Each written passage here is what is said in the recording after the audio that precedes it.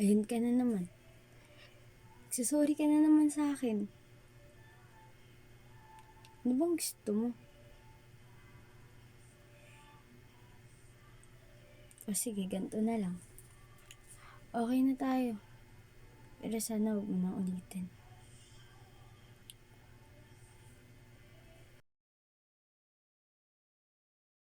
Ano naman yung nalaman ko?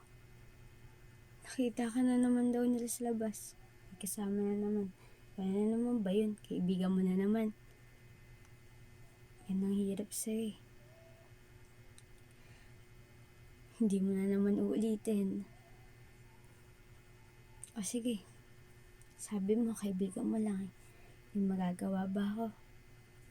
Oh, sige. Alis na ako. Oh, bakit? Pwede ba tigilan mo na muna ako ngayon? Gusto mo pahinga.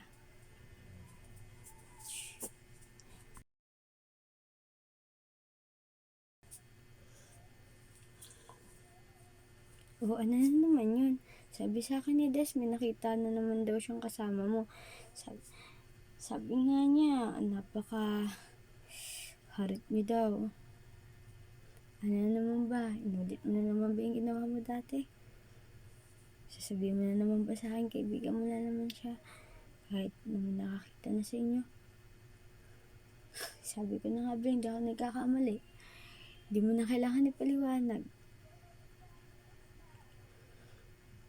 Gusto ko nang tapusin to kasi paulit-ulit na lang tayo.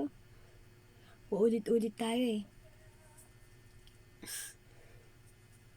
Alam mo, minsan nakakapagod ka din palang mahalin. Nakakapagod pakinggan yung mga paliwanag mong paulit-ulit.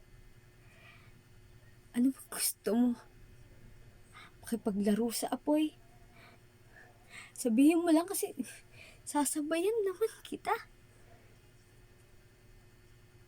Sasabayan kita, magsabi ka lang. Hindi yung pinagbumukha mo akong tanga dito at sasabihin mo sa akin paulit-ulit, kaibigan mo lang siya. Ayan tayo eh. Wala kang katapusan dyan sa paghihingi mo na sa akin ng pasensya. Pasensya. Pero uulitin mo pa rin. Yan yung mahirap sa'yo. Yan yung mahirap sa'yo. Napakahirap ipaintindi sa'yo. Nasasaktan din ako. Ang hirap ipaintindi sa'yo na hindi ako bato. Alam mo yun? Hindi ako bato. Mabilis akong masaktan. Anong balak mo? Sabihin mo na naman sa akin, pasensya. Kasi ganto, ganyan, ganto. Paulit-ulit tayo sa mga salita mo.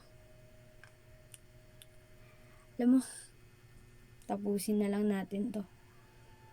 Makapagpahinga naman yung isip ko, di ba? Ayoko na. Ayoko nang manatili sa taong paulit-ulit lang akong sinasaktan.